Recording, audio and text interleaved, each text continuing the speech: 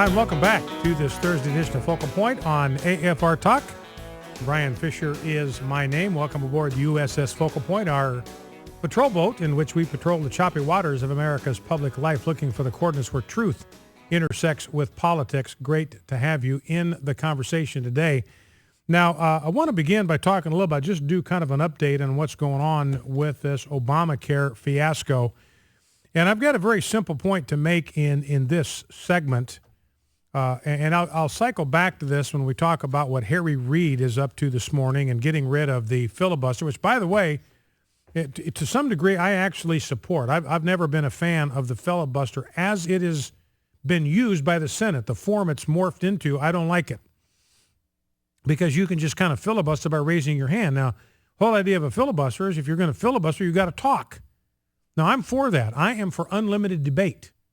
So if the purpose of having a high threshold of 60 votes, if the purpose of that is to close off debate, then I'm for that. I think there ought to be a high threshold. In other words, if you've got a very, very important issue, I think it's absolutely critical in any kind of Republican legislative deliberative form of assembly that you allow those issues to be debated thoroughly, that everybody who's got some point of view, some argument to make, some data to present, some perspective to share before people vote, they have a chance to be heard. I think that's absolutely critical.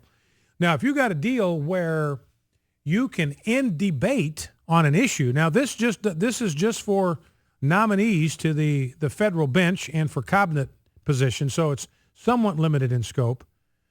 But realize that if you don't have a high threshold, and you can close off debate with just a majority of the vote, then the majority party never has to allow for any debate whatsoever. They can immediately vote to close off debate, and that's it. And so there's no opportunity in that case to talk about the merits of a bill, the relative demerits of a bill, or of a nominee. No opportunity to do it.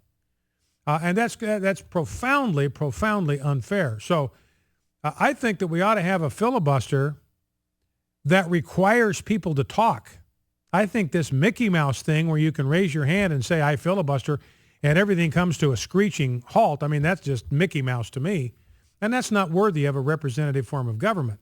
So I think if you're going to filibuster, you got to be up there talking like Rand Paul did for 13 hours, like Ted Cruz did for 21 hours. Now, that's a filibuster. You get up and you talk. You make your case. You make your argument. And you get to talk until you've run out of stuff to say or run out of energy or got to take a bathroom break or whatever. And I think we ought to preserve that. Now, there obviously has to be some mechanism by which debate can be closed so you can actually get to a vote.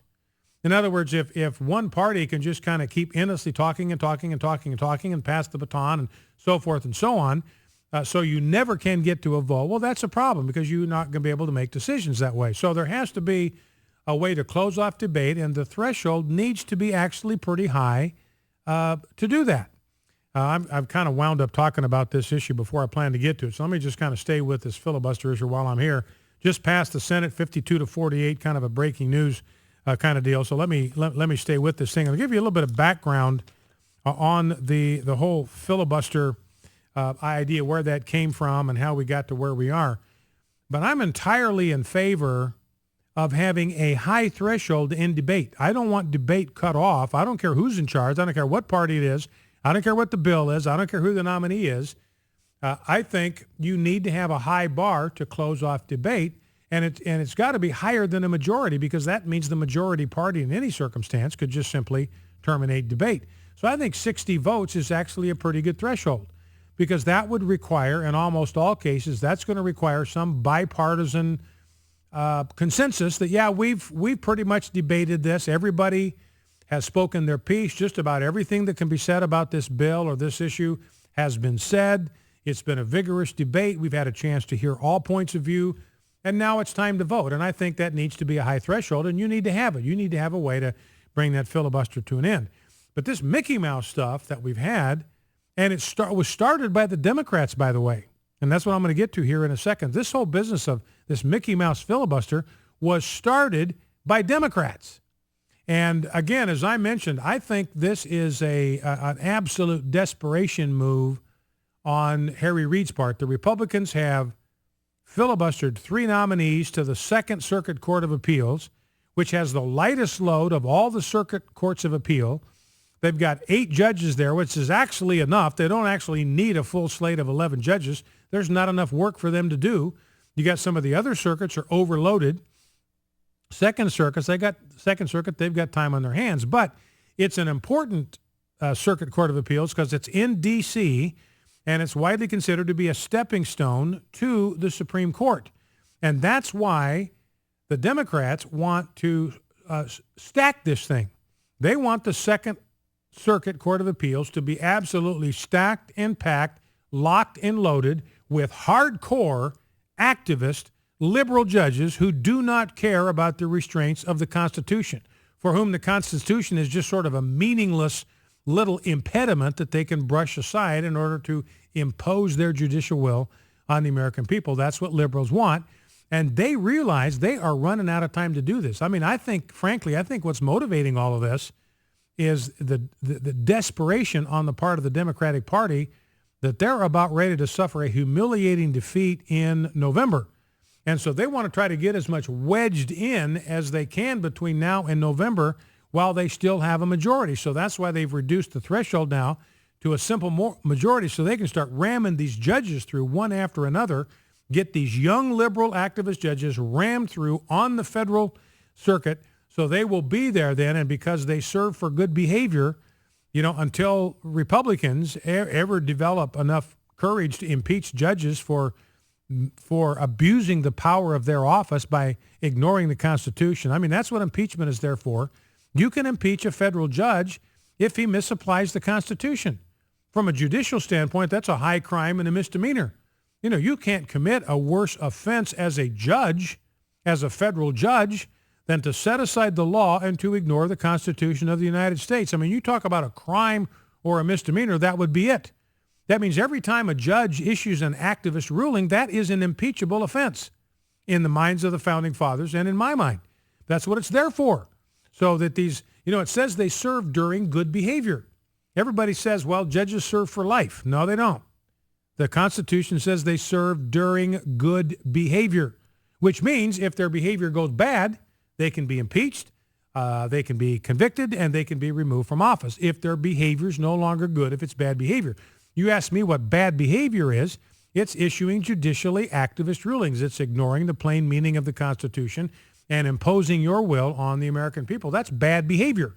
And the founder said, look, if a judge does that, if he's guilty of bad behavior instead of good behavior, you can remove him from the bench. But the Republicans right now, frankly, all of our, liberals are predictable. You know what they're going to do. It's the conservatives who, it's right there. They have the power to do it. It's in the Constitution to remove judges for bad behavior. They never do it. They don't even seem to think about it. It never seems to occur to them. They feel like they're stuck with this. All they can do is moan and whine and complain and wring their hands. We're stuck with these judges for life. What a terrible, terrible thing. No, we are not stuck with these judges for life. In fact, here's where this thing could come back to bite the Democrats. I think they're going to try to stack and pack and lock and load this thing between now and November. And there's no guarantees what's going to happen in November. I think they're desperate. I think they're in panic mode. I think the chances are good they could lose control of the Senate, but it's not a guarantee by any stretch. I'm not counting my chickens or anything of the sort. Miles to go between now and November. But just for the sake of argument, if the Democrats were to lose in November, lose control of the Senate, then realize that the Republicans now, because the Democrats have trashed the filibuster, the Republicans now can stack and pack and lock and load the federal judiciary to their heart's content with simply a majority. Now, Harry Reid is guilty of nuclear hypocrisy here on the filibuster because he has said back in years past, this is horrible, this is terrible, this is no good, it's a very, very bad idea. And I want to take you back just as we bring this segment to an end about the history of how the filibuster began, looking at a piece on National Review Online today on this subject. This goes back to the 2000 and the 2000 presidential election, which was settled, remember, in court by the Supreme Court. Now, what he points out is that although the filibuster for legislation has a long history, don't forget you had all these Democrats that filibustered civil rights legislation in the 1960s. Democrats, they tried to stop civil rights legislation. There was a greater percentage of Republicans that voted for civil rights legislation than Democrats. The Democrats tried to stop it. Democrats opposed it, and it passed because of Republican support. So you had the filibuster used in the past for legislation way before 2003, all down through Senate history. But prior to 2003, it was seldom used to block executive branch nominations and appellate court nominees in particular. In fact, Democrats themselves began using it this way in the 108th Congress after they lost the Senate in 2002 midterm elections.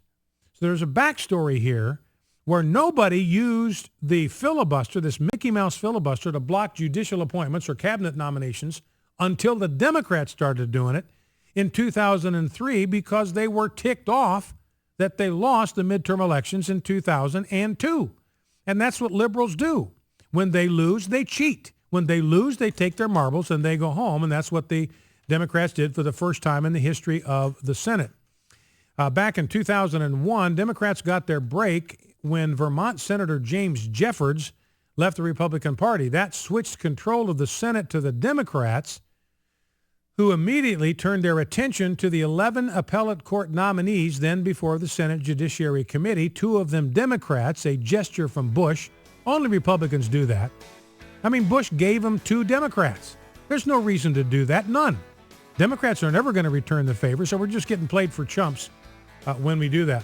These 2, the 2 Democrats, were immediately confirmed. The rest would not even get hearings.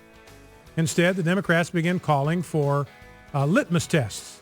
The near lockdown on appellate court nominations did not end with the 2002 midterm elections, which switched control of the Senate back to Republicans. It was then that Senate Democrats began the unprecedented filibustering of appellate court nominations. The most egregious case was that of Miguel Estrada, whose life story was pure American dream. Nominated by President Bush in 2001, he finally withdrew his name 27 months later after failing to get a cloture vote 7 times. So the Democrats started this fracas. Focal Point, AFR Talk, back in 2.